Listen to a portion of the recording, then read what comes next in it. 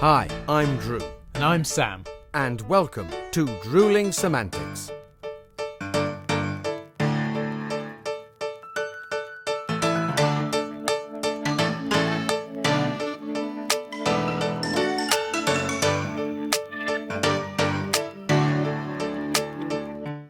Hello, one and all, and welcome to Drewling Samantics Season 8, Best of Guests. Yes, hello everyone. Hope you're all well, including you, Sam. All the better for seeing you, Mr. Pettis, and all the better for knowing what we get to do today.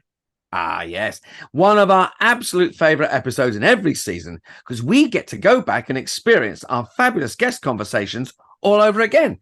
And we've really been spoilt this time out, haven't we? Oh, for sure, mate. I mean, we started with the highly energetic and highly entertaining Reece Kerridge, a young man who's just an absolute delight to talk to, whether that be stories of the West End or his tales of touring. And he was followed by a man nobody wants to mess with. No, I'm only joking. He's a lovely bloke, really. But he's the masterful fight and weapons specialist that is Mr. Tom Levermore. Yes, and from choreographing combat to live action heroinism. After Tom, we had the wonderful Hannaj Bang Bendz, an incredible action actress and, well, quite simply, owner of one of the best names in showbiz. But then, from beauty to the beard, our next guest was a very talented and very hairy-faced Patric Kearns. He's a great performer, superb comedian, and amazing storyteller. Yeah, such a charming and funny guy is Mr. Kearns. Hot on his heels was a good friend of both of ours, the brilliant Steve Arber, who runs one of the country's top dinner theatre companies. And last, but certainly not least, was the fantastic Simon Lucas, creator of Pantomime magazine, pantomime performer, and all-round aficionado of all things panto. Yeah, a simply outstanding bunch of people that we were fortunate enough to have the pleasure of chatting to, all in the name of creating captivating content. Yeah, and speaking of content, Sam, I think we should dive into some right now. So, ladies and gents, here are the best guest moments of Season 8. Tell us a bit about SpongeBob, how you got involved, and why, I guess, why you wanted to be involved in such a unique musical.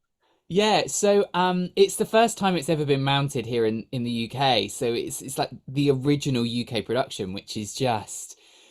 God, when I say it out loud, it's just incredible to be a part of a show that's never been done here before. We are the first cast, so that's really, really special.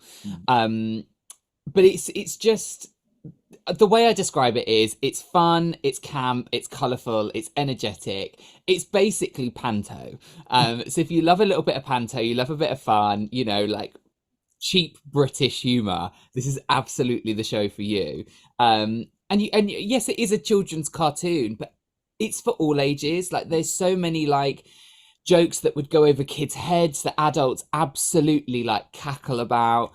It's so lovely to see the kids on the front row just beaming and like Sandy, SpongeBob and Patrick and Mr. Krabs and Plankton. They're all in the show, and all these other amazing characters. Like, I play Old Man Jenkins in the show, and we have Karen the computer and Miss Mare and Larry the lobster and Mrs. Puff. Like, all of these characters just come to life in Bikini Bottom, and it's just the first time you walk on stage, you can't help but smile because it's just so fun. It's amazing. So yeah, I'm so thankful to be a part of it, and I've auditioned back in January, 3 weeks or 2 weeks before we started rehearsals. So it was quite a quick turnaround for me. And I loved SpongeBob as a kid. So I was just like, I have to do this. I was like, I have to do this show and just tick it off. So yeah, super exciting, super fun, super camp. I love it. What really came first? Was it the love of acting? Was it the love of sort of martial arts and things like that? Or were they side by side always? I guess they were always side by side, really, because I've always loved acting. So when I was young, my sister and I, we used to, enact scenes together. We used to, watch scenes from films like, I don't know, Robin Hood, Men in Tights, great film, and replay those scenes as different characters. And we had a camcorder back then, and so my mum would record it, and it was just that was from very young. we just loved doing that.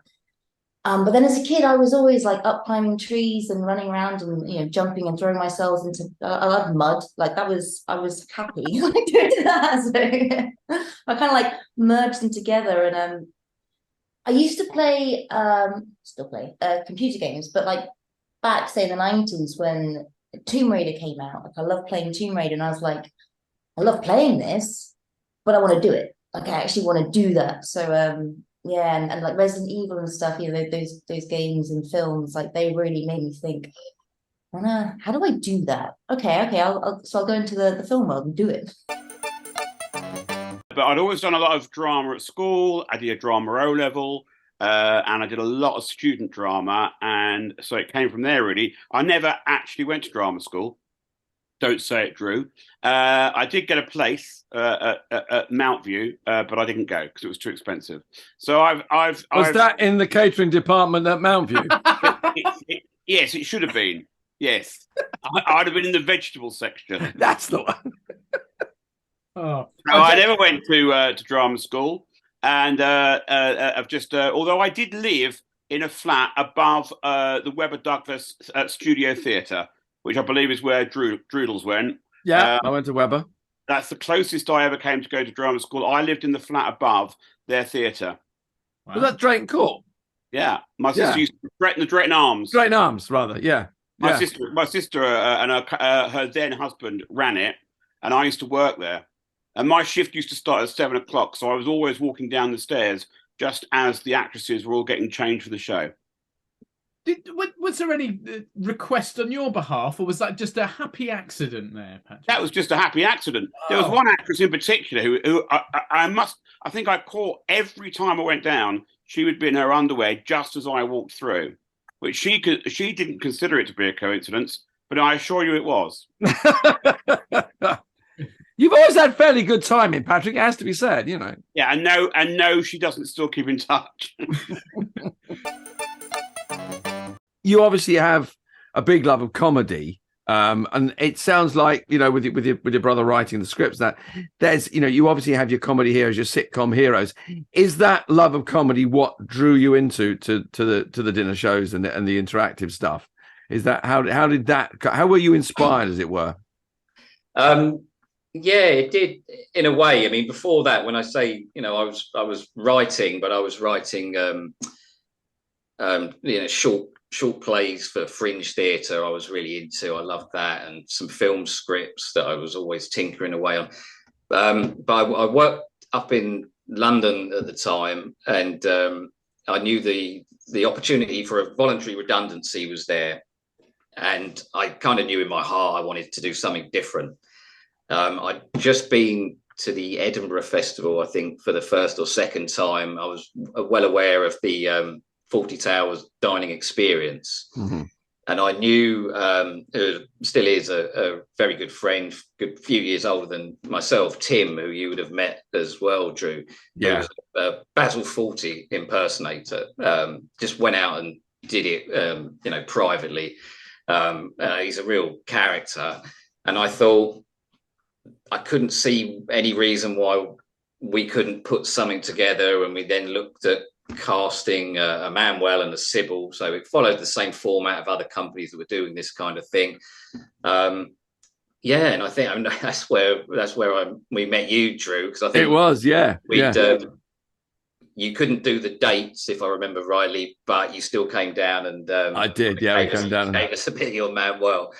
But yeah, I mean, it was really, especially, I mean, having kind of taken voluntary redundancy, I didn't have much of an excuse other than to throw myself completely into it. And, you know, luckily with only 12 episodes, you know, watching them to research, and I'd seen them all obviously many times, but yeah, watching them and really, really kind of taking quite sort of meticulous notes about all the things you'd want to get into a tribute to that classic show that everyone knows so well. Which I really enjoyed, and writing the script for that and casting it, and then kind of watching it evolve over time. I mean, Sam, in fact, is, you know, the most recent person to come on board as well for that show. He's done others with us. And yeah, I mean, I particularly like letting finding people that you trust to kind of come together and being able to sort of barely get involved and just kind of let them kind of work things out together. So different combinations of cast members. We've got lots that do these shows, particularly 40 Tales, which is our most popular one, have got slightly different ways of doing it, their combination, and that's fine. I think that's kind of that's how we work best anyway. I know it's not necessarily what other companies might do, but I think it's important to allow people the sort of freedom to kind of to go with it. Pantomime magazine itself was literally a spur of the moment decision. I mean, we'd been looking at the publishing side of the business, because if you do a new book, there's a big push when it first comes out. You spend 12 months working on it. There's a lot of sales to start with, and then unless you're really, really lucky, sales peter off and it just trickles. And obviously the financial graph is not very good. So unless you've got a lot of new books coming out all the time, which is very expensive to do, there's a financial peaks and troughs. So we thought about a magazine, and my wife was into crafting, but there's millions of craft magazines, and I like theatre. And I thought, well, there's not actually that many theatre dedicated magazines. I know there's some new ones come out like musicals and that. And for the amateurs, you've got Sardines and Node have the magazine. But I thought, there's nothing actually dedicated to Panto. And, I love Panto, as an awful lot of people do. Not everybody does, which is surprising to hear, but It is Marmite, isn't it? Yeah. I just thought, why not? Because I know, and I know you guys know, Panto isn't just for Christmas, which is one of the articles we did early on as well.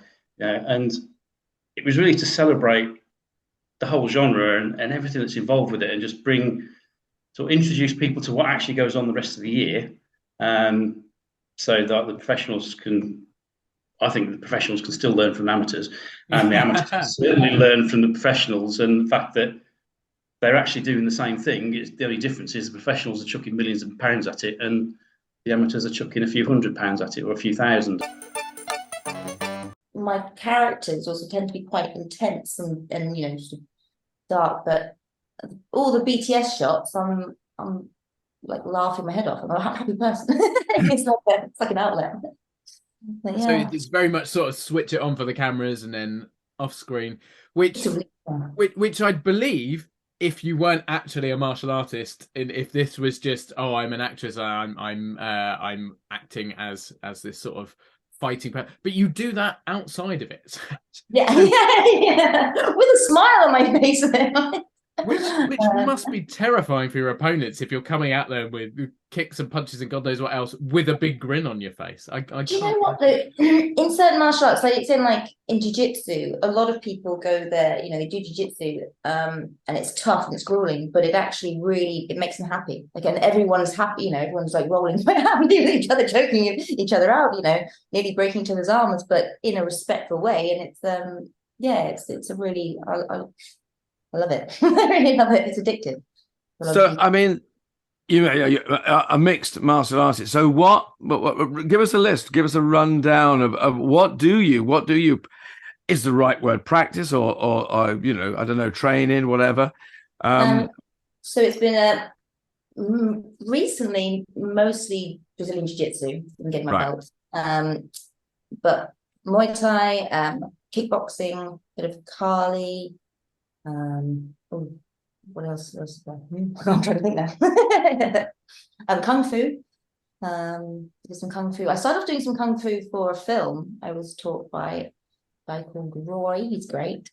And I did it recently for Wrath of Dracula as well, some Kung Fu. My character, that one's not supposed to know as much, but yeah, the bow staff as well. I can love that. Weapons. I've done some, it's not martial arts, but obviously gun training as well. But I actually did an MMA fight for charity. This is years ago. It was no face contact though, so that's because obviously as an actor you're like, yeah.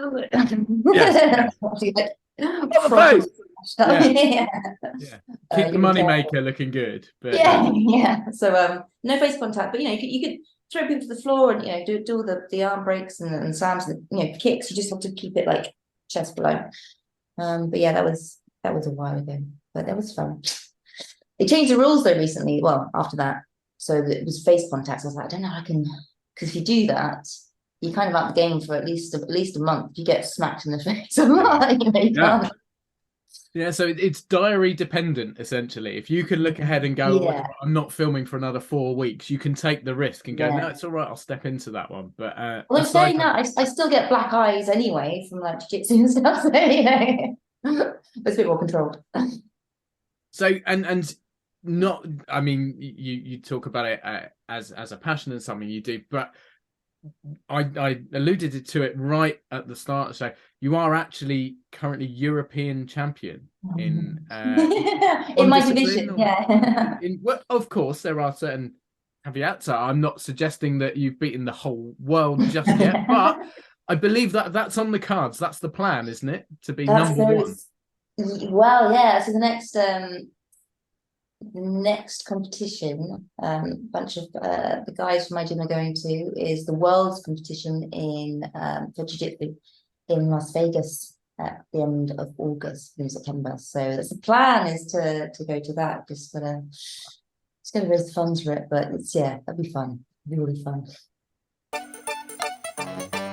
Yeah, absolutely. Every day's a learning day for sure, especially when you're dealing with weaponry, because us as humans, we've had a very long time at honing the perfect killing weapon, right? So you do. It's broad for sure. It does tend to, a lot of the work that I end up coming into is more found object, so more like a bar fight that someone stumbles onto the bar, grabs a bottle and smashes it over another person's head. It's more like brawly like that of late. But I've also worked a lot at the Royal Opera House and a lot on that sort of side of things historically. That that's what an experience too. You really do. Yeah, one moment you're like Italian Renaissance guard, the next you're like some mad barbarian just jumping off a ship. So it does. It goes here and there. Drew and I, Sam, stayed in an area called the Park, which I think is the only private. There's something about it in Nottingham. That's also where I was at university. So I know, and the Park is a private estate, and it's to get to it as a pedestrian, you have to walk through this incredibly pitch black tunnel, which it used to be for the old horses, I think. Yeah, horse-drawn carriages. Yeah. Yeah, and we walked back, Drew and I, once, and I ate my chips, but Drew was saving his kebab for when he got back to the digs. But he was a little bit merry, I believe, Droodles. I think it's right in saying I probably was a bit, I think we both were. And when we got to this tunnel, Drew started to eat his kebab. And I said, well, hang on a minute, Drew. You said, you're going to eat that when you got back to your digs. And with just, perfect logical explanation, he said, oh, yeah, I know, but if I'm going to be mugged in this tunnel, they're not having my kebab. Oh, priorities. Oh, that's just fabulous. I think I made you stand there for 5 minutes while I ate my kebab before we wandered through. Yeah. Why anybody would want your dirty kebab, I have no idea. Well, they never got it. But your drunken logic was perfect. I think we mentioned it in social media this week. We weren't entirely sure who was going to turn up today, whether it was going to be the wonderful Mr. Reece Kerridge or perhaps your alter ego. So please tell us a little bit more about the wonderful Gracie Lou. Yeah, so I am also known as Gracie Lou, and I call myself a drag artiste, only because it kind of fits with my brand, which is quite like sophisticated and classy drag. I use like the 3 Ps, polished, poised and professional, to describe the drag, and I sing like the jazz standards or covers of, popular songs in jazz style. And we created a show called Icons, My Iconic Journey, me and my musical director, which premiered in January this year. We did like a workshop viewing for close friends and family to get some feedback. And hopefully, fingers crossed, we're rewriting it at the moment. It will be ready to launch into the world at the end of this year. So, yeah. I do see 1 or 2, much to my wife's dismay. Yeah, because she's not a huge Panto fan, it has to be said. She will come and see them with me, especially if I'm in them. She'll come and see it. But yeah, she's not a huge Panto fan, so I do get quite a bit of stick for that, and does get me into trouble quite a bit because, of course, they're mostly. Well, I say mostly. A lot of it happens in the lead up to Christmas, which is a bad time of year for everybody to be sort of going off and flying up and down the country. But of course, one of the topics we cover a lot in the magazine is Pantos are not just Christmas anymore. I mean, they never used to be anyway. Originally, they were always post-Christmas, leading up to Easter or potentially later, and they sort of moved for whatever reason to just in the run up to Christmas, and now some run over Christmas. But yeah, it's like one of the first interviews we did was with Mama G, who was on Britain's Got Talent with Dame Nation, and we spoke nothing about Panto basically being all year round. And I said there's a lot of productions now at Easter, summer, October. You got Butlins do it in the summer at the holiday camps. Fantastic productions, really. When you think really good productions, they are, yeah.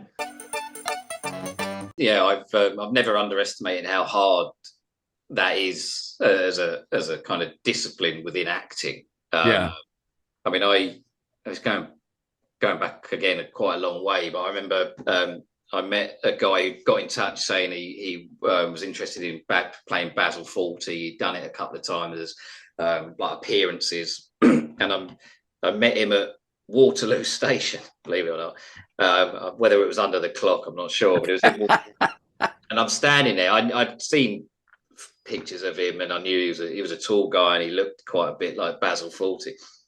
And all of a sudden, this guy just from across the station starts walking at me, fully dressed, Basil Fawlty, false moustache, like he's performing it, not just for me to meet me, but at the whole station. And I won't lie, I was thinking, like, what have I done? But then we did his first show, and he was a lovely guy, a great actor. And in the show, like the responses were great. Like people were, they were loving him. There was you couldn't sense anyone was questioning this actor. But he went to pieces off stage. Just like, I can't do it. And he was just the nerves kicked in. And yeah, even like I say, even with his performance going down so well. So yeah, it's not for everyone. My most recent credit as a fight director was for Gilbreeze Theatre Company. It was a production of Lady Killers, and I know I heard you're in one in Brighton. Is it? I start next week. Yeah. That's hilarious. But it's the thing of weaving. So ultimately, like through the fights, they're dark. Like within the writing, you just look at the text and you see how dark they are. Yeah, it's all dressed within a farce. So it's hard. Hard. It's an interesting challenge to put those two things together. Very much the juxtaposition of having these dark, nasty moments dressed up with lines around them that suggest otherwise. I love that process. Getting into trouble. That's the thing. Also, is very much get your like when I'm choreographing, get my characters, these actors, get them into as much trouble as possible, because as an actor, you want to work and learn to get out of that trouble. Yeah. So it's the best thing ever, for sure. Yeah, set up a problem and then solve it. Yeah. Brilliant. Yeah, Lara Croft was one of the main I think one of the main heroes or heroines for a lot of young girls, like not just me. So whether they played the games or watched the movies, it was like seeing a female do it. They're like, oh, girls can be strong too. Like girls can do this too. I remember, like as a girl, the things I used to do, like climbing trees, like boys would say, "Oh, it's not bad for a girl." And I was like, "What do you mean for a girl? Like, it's just I'm just doing the same things, like But that's not to say like women and men have their different strengths and weaknesses, whatever. But I think also maybe just watching a female do the action stuff can be sexier. No, I think you're absolutely right, and I mean, I think we're seeing a massive surge in things like the Marvel Cinematic Universe, and although these characters have existed in comics and things like that for a long time, going back 10, 15, 20 years, they didn't get the opportunity to have that screen time in the same way. Whereas now there are a lot more standalone female hero movies, and they're almost, but I say almost, sadly not, but to nearly at a point where maybe male and female heroes in movies are at the same level. I still think there is a disparity, and that's not necessarily a good thing, but I think perhaps we're still in an adjustment period, and it will even up more and more. We see that across the industry in various things, representation, whether that be based on sex, based on ethnicity, based on sexual orientation, whatever. But I think it's becoming far more open and far more equal. There's still a long way to go, but it is getting better. It sounds like a bit of a loaded question, but do you feel like a bit of an advocate to be able to say, yes, I am chasing all these roles and I am getting the opportunity to be a figurehead woman in these important leading action strong roles? Does that ever come into play in your mind when you're doing these things? I guess, because like I want to, I want 12-year-old me to be proud and be like, yeah, and like I want to be like her. That's the goal, isn't it? So if I can make like other 12-year-old girls be like, oh, yeah, that's job done. With regards to like all the more opportunities opening up, like I do think there's a lot more opportunities opening up, obviously, for females to be doing this sort of stuff.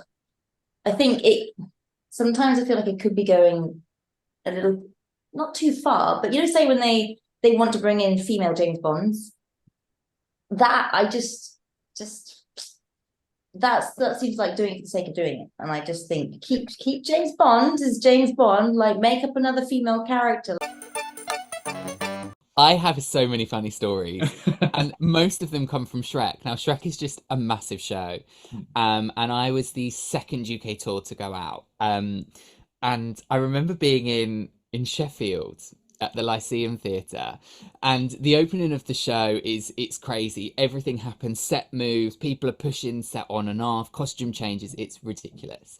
And it gets to the scene where all the fairy tale creatures walk on, first of all, and it's the first time you see them.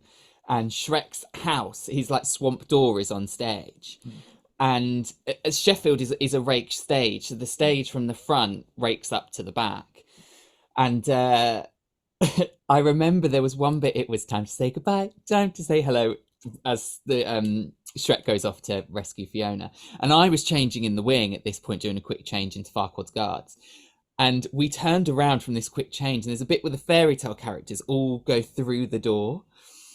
But one of the stage crew had left a stage weight behind the door. And all we just turned around and we could see all these fairy tale creatures piling up against each other on the door. Oh, no. And it was just carnage of like panic of what do we do? So they like ran all the way behind around the sides, and just watching this was amazing. And then there was Papa Bear trying to get rid of the stage weight, Baby Bear trying to open the door to chuck Shrek's bag through, and it just wasn't happening. So they were like, what do we do? And Shrek needed his bag for the next scene. So the Sugar Plum Fairy just grabbed the bag and just chucked it over the top of the set. And ironically, Shrek caught the bag, and we were just like, I can't believe I've just witnessed this. This is fantastic. And then they all just moved off with the set and the show carried on. And I love stuff like that because I just think the audience have absolutely twigged on to what's going on. No one's got a clue what the hell they're doing. But you've got a little something extra for your ticket. So I love it. It's one of my favourite stories. I love it. So I'm so glad I got to witness it. It was so good. Papa Bear, Baby Bear, and the Sugar Plum Fairy. I mean, has there ever been a better or more unique cast list for a funny story? I mean, it even included Shrek. Yeah, not many people can claim to have had such unusual but hilarious experiences as Mr. Kerridge, can they? And there's plenty more to come from him and all of our other Season 8 guests. However, Drew, it's not the only thing that I want more of. Well, I'm not suggesting you're predictable, mate, but I'm pretty sure you're hinting at a beverage top-up. Ah, you read my mind, Drew. Let's have a quick refill, shall we? Done? done. Let's get back to it. Another break from the ribbing of Drew. As much as sorry. pains me to No, not mate. at all. It's what I'm here for. Yeah. Yeah, it's why I started this podcast. He's Drew on thinks mine, but it he's was the only to one currently standing. Do you know? But Sorry. you've no, that's more perfect than you can possibly imagine, Patrick, because I was literally about to ask, and you've created a sort of a segue. And on Drewling Samantics, we do love a segue. But by mentioning standing, I was going to ask you about stand-up, because stand-up is another large part of your career, particularly with a certain style, shall we say. So why don't you elaborate and tell us a bit more about your stand-up career as The well? most terrifying experiences of my life, stand-up comedy. I was asked, funnily enough, by my ex-girlfriend to do it because she was doing a charity gig for mental health charities. Her daughter suffers quite badly from anorexia, and I suffer from obsessive compulsive disorder. So she asked me if I would do stand-up comedy at this charity gig, and I said, well, I've never done it before. And she went, oh, I thought you had. And I went, hang on a minute, whoa, before you... Didn't say no. Yeah, let me think about it. How long would you want me to do? And she said 20 minutes. 20 minutes? Anyway, so I went away and thought about it, and I said, okay, I'll do it. And I wrote a 20-minute stand-up on my experience of having OCD, basically, which eventually became a 40-minute thing that I did for the Brighton Fringe. All about my experiences, effectively, of having OCD, which I've had for about 30 years. Wow. Yeah. So was that in any way? I mean, was it any way cathartic? Did you open up and think, "Is this nothing I didn't realize," or was it just basically saying, "I know I got this, and this is it's shit, and this is how I deal with it"? Yeah, no, I don't think it was cathartic particularly, but it was quite. I think it's quite good to get it out there. It's like I just think it's quite audiences listen. What I was worried about was that people might think that I was taking the mickey out of people that have OCD and that I don't have it, but obviously that would be ridiculous. So I'm hoping that the majority of people that came realised that I do have OCD, and I was just looking at it from a funny side, if you like. And I told lots of I told some jokes. I told stories that I'd slightly bend. So for example, if it hadn't actually happened to me, it had happened to somebody else, I told it in the first person, as it were. Yeah. I guess. So, for example, I worked with a girl, and she had OCD, and she'd always be late to castings because she would always she'd spend an hour checking the kettle and all the kitchen things that had been turned off. So she'd always be late, no matter how early she started doing that. She'd always leave the house late. So in the end, she would go to the castings and she'd take all her kitchen utensils with her. So she'd have a massive bag with her kettle and her toaster and everything else in the. Incredible. Yes, like I say, I used to go to a fair amount of the shows with the cast, and then back then as well, before having kids, sometimes it was a stay over. It meant I could stay away for a night. It was just something different, a bit of a treat, and have a couple of beers with the cast afterwards. And I remember one trip, I couldn't tell you for the life of me what the venue was. But I was sharing a room with an actor. I won't say his name. Sadly, he's no longer with us, actually. But I can say with 100% certainty, he would not have a problem with me telling this story. We'd done the show, had a couple of beers, gone to bed. That was the last I knew of this until I later found out what had transpired. So, as you two will know, I wear hearing aids. At night, they come out, I can't hear anything. I mean, I've slept through fire alarms, I've slept through all sorts, nothing's going to wake me up. And what had apparently happened is this guy, he'd woken up, walked out of the room, because he needed the toilet. He needed the toilet, but he was sleepwalking. He managed to leave the entire room. He's out in the corridor.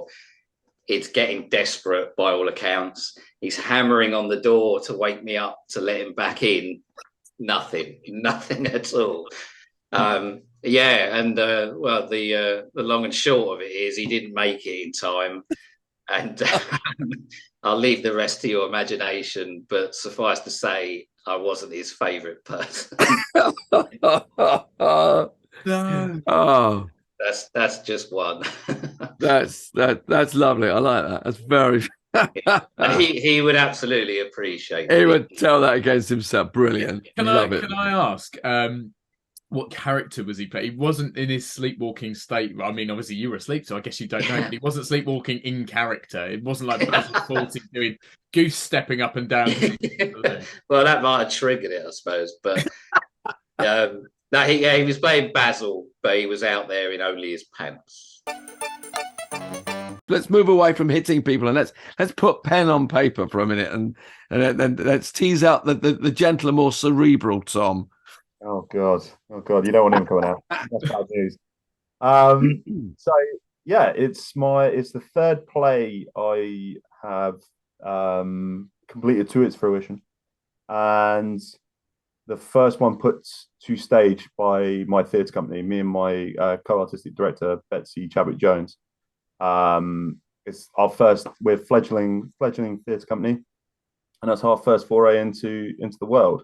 We very much had plans previously to get shows off the ground, but then this little old thing called coronavirus sort of swept in, and we are familiar with it. Yeah, absolutely, yeah. I thought it had been in the news. So yeah, that swept in and screwed that one up. So it's the way it is. So it's been on hiatus for a little bit. But this new play, it's a two-hander. It's a dark comedy. It's called Heretic Gallows, and yeah, it's about modern Britain, what's happening in the cities of Britain, and yeah, comes out soon, and looking forward to it for sure. It's my first sort of co-direction piece as well. Certainly the first thing I've written that's really like putting a stamp out there, trying to really do this thing. And it's inspired more writing as well. So I got my first book out. Now I've got my first play out. I'm writing the sequel to the book, and I'm also writing a sequel to this play also. Brilliant. Big aim that I'd like to have a trilogy of plays commissioned within the next couple of years, whatever, and have like a view on a Britain that's just highlighting what are the things that is going on in our country. I think for me, drag is quite personal. Like every queen is so different and everybody's so unique, and I think that's what makes drag special. Is the public will resonate with a type of queen, and we have so many types of drag here in the UK. It's just like America.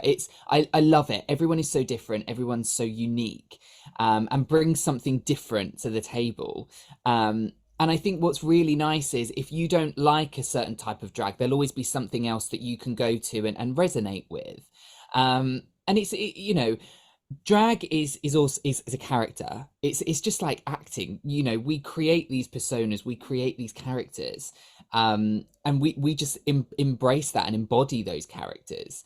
Like I said, I'm quite a sophisticated sort of style of drag. That's going to resonate with a certain type of people and not necessarily others, and that's absolutely fine. And we've always had like this.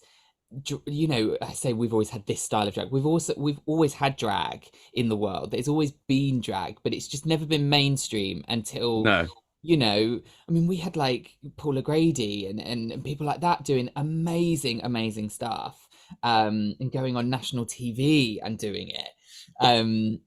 I think for me it's everyone's so different, and you can resonate with some form of drag, and I think that's really special. But I do remember one year I was doing Aladdin. I'd been lucky enough to design it. It was at our local theatre. I was playing the genie, and it'd been going ever so well. And this particular evening, I was. It was in the days before costumes were necessarily fireproofed, which probably gives you a clue of where I'm going. Right. Okay. Here we go. Yeah, and I had this one entrance, and the flash went off as it does. I came on, did my big bow, and unbeknown to me and anybody else, we had two flash pots right next to each other. For those that don't know, they're like little cartridges that set off the smoke or sparkle or whatever. And unfortunately, one of the embers from the first one landed on top of the second one and started to burn its way through the cardboard cover. Just as I bent down, it went off. So I spent the next few seconds during my speech patting myself down quickly. So, yeah, that was an interesting one. Yeah, so I've had a few like that, and we set fire to the curtains once as well. That's another story. So, yeah, flash pots are not to be messed with. I always find it strange because if someone said, "Do you want to come and watch this play at the theatre?" and you thought, "No, I absolutely hate that. I'm not going." It's simple as that. Yeah. So, yeah, at these dinner shows, you would find, you do find that sometimes. I remember with Only Fools and Horses was before we had to stop doing it. It had got to the point where it was as popular as our 40 Towers show, probably more so.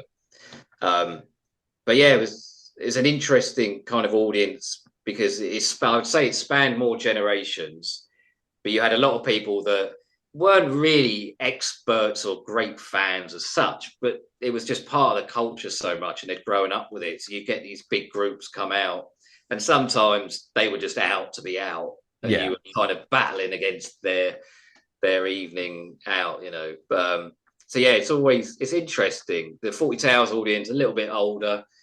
I'd say the ones I always liked being at the most was a low. I don't know why, but the audience was a certain kind of demographic. They'd all look a bit more refined, which is nothing against the other audience members normally, but they looked like the sort of people you think, oh, how are they going to react to the innuendos and all those things? They're so clever within a low. And then when you watch those people crack and let themselves go, I find you with a low, you get a 50-50. You get the people you're describing, or you get the ones that turn up in costume. And it's of all the shows we do, and you span so many different fabulous sitcoms and tribute shows, but a low tends to be the one where people get most involved. And I don't know what it is about it, but you can almost guarantee when you do an low show that there will be half the audience dressed in either stripes with onions and a beret, or as a British airman or policeman or whatever, but they just get involved and it's great. So motion capture, well, I think it really started with video games. So I know people that got into motion capture by doing specific courses and things. They were trained in motion capture first, and then they were hired based on their ability to motion capture. But I was brought in because a game company found my action reel on my casting website. And they messaged me and said, "Oh, we're looking for someone a female to do, your height, to do the action choreography on set for one of the main female characters because she's not fight trained. So would you come in and do it?" I was like, "Yeah." And that was Dead Island 2, she just released. So that's how I got into it. I remember that coming to set, and I basically got trained on the job for that. And from that, it's spun into more jobs, but I wanted to do it when I was a kid because I thought it looked great. You could see all the characters. I think Avatar as well. They used it for Avatar, the very first one. And I wanted to be involved from that. And so I've got to be in computer games and done a few things in motion capture. And it's different to acting because you are, even if your face is caught on camera, you don't have to worry about how you look. When you're on set, when you're actually on camera, everybody's like fussing over you. You've got to pose in certain ways, but there's so much more freedom in motion capture. I love it. I really love it. And I know most actors who've done it feel the same way. Sorry. I guess the target with mocap is that it needs to be real, and it of course is real, and they're trying to then translate that to whether it's film, video game, or whatever. Trying to generate how an actual movement is made, rather than going back 20-30 years to things like Street Fighter and the original sort of computer games, where it was all very much generated and repetitive movement. It's actually how your body moves across the board, rather than just sticking a leg out to do a kick. Everything else moves and twists and whatever. So it's about that realism, isn't it? But for people that perhaps don't know, so this is essentially, you get stuck in a onesie with lots of ping pong balls attached to you. Dots, yeah. Yeah. And if you have facial capture, sometimes you have like dots put on your face, or you get big contraption put on your head, which like after a while really hurts your neck, but that captures like your facial expressions as you're doing and saying things. Yeah, it's all very and sometimes if you're working with other actors who obviously also have the ping pongs on them, it's all Velcro stuff. So as when we played zombies in Dead Island 2, we have to like collide into each other a lot. We'd all end up with like different parts of our bodies on each other. So like I had someone's knee on my shoulder blade or something, because it messes up on the computer. So like all the it's quite yeah, who's got my hand? Yeah. I do a lot of essay work, and you see a lot of celebrities there. You see a lot of A-listers, and it's always weird. Etiquette is always a strange thing. I was thinking it to my partner earlier. Very much concluded she's in the business also. She's my partner, and yeah, we both sort of concluded, bloody hell, people are very strange. So with for anyone that doesn't particularly know, essay means extra. It's very much etiquette of what you're supposed to do, what you're not supposed to do. Say you've got I don't know, Arnold Schwarzenegger is standing over there. What you don't do is immediately when it's on set, it's everyone's tense, everyone's ready. Arnie's flexing, we're ready to go. What you don't do is go straight over and go, Arnie, how you doing, mate? Good to see you. Shake his hand. I loved you in Predator. You were fucking awesome, mate. It's what you don't do. People, but I had that sort of exact thing. I can't name the actor, but I very much had that exact same thing of someone very much like just absolute foot in the mouth. Awful moment. I think the ground did open up and swallow them. I can't quite remember. It was all a bit of a blur. But yeah, weird one. The other one as well is people overselling their experience in terms of fighting. So I've been on a lot of sets where it's very similar to SPAC work. It's expected there's going to be a bit of fighting, and immediately you get the person big balls Malone comes in. It's very much, I've done loads of this. I'm really good. I'm going to do this. And I had this occasion with a lady who was very much of that ilk of like, I can do this. I did a course 12 years ago. It's fine. I'm ready to go. I'm limber. And move that I needed to punch her. And she was like, oh no, I needed to punch her. She recovered. Then she kneed me in the face. It was something as simple as that. She was very, I set up here. I'm ready to go. And she's like, oh God, don't hit me in the face. Like, don't worry. And then the choreographer I work with, like called Joe Golby, the man, the myth, and the legend. He very much was like, don't worry, Tom's actually quite good at this. I think you'll be fine. Anyway, I do the punch absolutely fine. And then, so I'm like, right, okay, here we go then. So I've done the punch. It comes round and she immediately knees me in the face. And this is like, luckily I've got like this mask on, but it very much, just smacks me clean in the face. And I'm just like, oh, I'm glad we were worried about your safety. It's like, I'm very, very happy for that. My nose might need a bit of readjustment, but it's all right. I'll still be as ugly as before. I'm first cover SpongeBob and second cover Squidward, which is really, really exciting. It's what I went in and auditioned for. Excellent. Two completely different roles. You've got SpongeBob, who's like really energetic and like bubbly and like, got that really everything's going to be okay sort of nature. And then you've got Squidward, who's just over life. And it's great. It's such a nice mix of covers because it's so different. But yes, I have dates to go on as SpongeBob. I'm got some dates in Sheffield, Belfast, Aberdeen, and then I've got the 3rd and 4th of August in London, which is really exciting. Excellent. But yeah, I mean, in rehearsals, you know, I was learning the track as well as my own track, and on the road you then get called in for rehearsals, and we have an amazing team. Blair Anderson, our associate director, and Reece, who's our dance captain, is they're both there for us, and Marcus Carter Adams, our MD, that, you know, they get us all ready, which is fab. So, but yes, I do have to spend some of my time this week going over my covers, because I'm good and I should I should be doing it. I should be. Just in case they are all listening. Just at this in point. case anything happens and we go to Dublin and it's like, we've you're on. interrupted it. Drew's have probably heard this story 100 times. It's because it focuses on my mum, and neither of my parents are still alive. But as I may have said at the beginning, my real name is Ian. Patrick is my middle name. And my wife and I were staying with my parents some time ago. It was Sunday morning. My mum brought in a cup of tea, and I was just feeling, a bit silly, a bit jokey. So I told my mum a very old joke.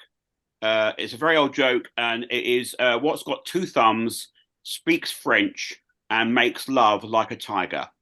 She said, I don't know. And I said, moi. It's an old joke, Sam. Yeah. Anyway, that was in the morning. We had lunch there. We got to tea. It's tea time. We're having tea. And my mum suddenly says to my dad, oh, John, I've got a joke. What's got two thumbs, speaks French, and makes love like a tiger?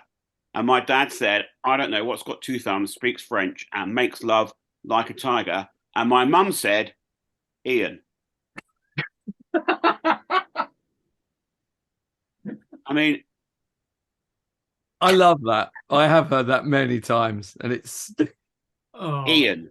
That is a true story. My wife, I thought, was going to have to go to hospital, and my dad just sat there and went, "I don't think I get that." Wow. I remember telling that story to a writer, and he said that is perfect for a play because you put the first part in stage one, in Act 1, and then you forget about it. Everyone forgets about it, and then in Act 2 it comes back, and that's the punch. It's just perfect for a play. Yeah, it's beautiful, and it comes from a true story. I think performers, production companies are taking it more seriously. There's a lot of money to be made, but not only that, I think people have gone, look, this is a serious art form. Yeah. This is like being a good farceur. You could be a good panto performer. You could be a good dramatic actor. Yeah. What do you think of? No, it's a very interesting question, actually, and it's one that comes up a lot in the discussion with interviews in the magazine. I think it's definitely being taken a lot more seriously, which is great. I mean, I'm sure you've seen it. Historically, panto was always seen as the poor relation, if you like, of theatre. It never used to be. It sort of drifted that way. And then, it really, I'm doing pantomime, really. But I think it is now starting to get some, finally, and at long last, get some real ground. I mean, it's not an easy thing to do properly and do well. It's actually very, very, I know I'm speaking to the converted here, but it's very difficult to do well. Yeah. You can't just be a comic and then be good in panto. You've got to be a certain type of comic to make it work. Same with dames, which is another topic we can talk about, which can get controversial. But there's all different types of dame, but it's not just a case of putting on a frock, turning up and being rude or picking on people. There's a definite art to it. And it is really, really difficult. I mean, the fact that we had Sir Ian McKellen turn up at the UK Panto Awards, point in case, he didn't have to. Yes, he was accepting the award, but he was opening the following day in Bristol. He didn't have to go, but he took the time out, did it. Fair play, because he's not a spring chicken. I'm sure he would kill me for saying that. But so the fact you've got people like that actually putting in the effort, and the fact we have the awards and the Pantomime Association, it is definitely starting to be taken more serious, I think. And as you say, it's a multi-million-pound industry. Absolutely. All year round, never stops, which, we've got Imagine Theatre 20 minutes up the road, and I very nearly went to work for them at one point. And my wife said, well, what do you do the rest of the year? They only work for 3 months of the year. I thought, no. Yeah. So, in issue 1, we Imagine were fantastic. They allowed us in, and we had a really good chat. I've known Steve for many years, but Steve Bowden, and we talked about what they do from January to November, and then at the end of the day, when the Panto's on in November, they've already announced what they're doing next year. They've got the cast, some of the cast picked. They're starting to look at writing it. It's 18 months plus sometimes for that big one. So it's definitely getting more serious, which is good, and it should be taken seriously. There's a lot to it. I did a film in India once where I basically got locked up in a room and fed on rice and water for about 3 weeks. I laugh about it now because I find it, but at the time I think I had PTSD. It was awful, but it's, I don't know, I think it was just that particular director and his wife were a bit off the wall, because the camera crew, who were all Indian, they were like, this isn't the way things are done. You're basically being held prisoner. I was like, I know. But after they said that, then I wasn't allowed to speak to them. It was awful. And they kept saying to me, when your boyfriend comes over, because he's supposed to be coming over after 3 weeks, then you can go out, then you can leave, and you can have some freedom, because then you're his responsibility. And I was like, when he came, they locked him in the room too. So we had to leave in the middle of the night and run away to Sri Lanka. You had to escape from a job. That's outrageous. It's the only time I ever finished a job. A couple of little stories. Well, which one should I go with? I know. How about when I was basically kidnapped and had to flee a country? Yeah. So action-wise, I accidentally ran over someone's foot once. My friend Mark, but I mean, I'll be honest with you. If you'd led with that, then we would have gone, oh, what a great story. Now, that's neither here nor there. Yeah. My mind has been blown. Bonkers. Absolutely insane. And I'm still here. I survived. We've had many unbelievable stories from guests on previous seasons and this, but I'm not sure, Drew, that any of them has ever been quite as crazy as that. I mean, I was genuinely gobsmacked when Hannah told us, and to be honest, I'm still just as shocked now. You're right, Sammy. I mean, it's definitely up there, isn't it, mate? But I'm very glad she survived it. Otherwise, she would never have been able to join us for the show. I mean, well, yeah. Of course, it goes without saying that I am thrilled that each and every one of our guests found time, pay us a visit, and chat to us about what they do best. So, another huge thanks to Reece, Tom, Hannah, Patrick, Steve, and Simon. And safe to say that we have been very lucky yet again this season, Sam. Yeah, it's been another blinder, mate. And, if I may say so, not only have we had amazing guest episodes this season, but the ones in between have been pretty damn good as well. You're not wrong, mate. But that isn't something we're going to look at in more detail now. Oh, no. That's for next week. Yes, of course. Next Sunday's show is the best bits of us. Indeed it is, buddy. So why don't we sign off for now and invite everyone back again next time? Sounds like a plan to me, mate. So we'll see you all next week. Cheers. Yeah. Thanks, everyone. See ya.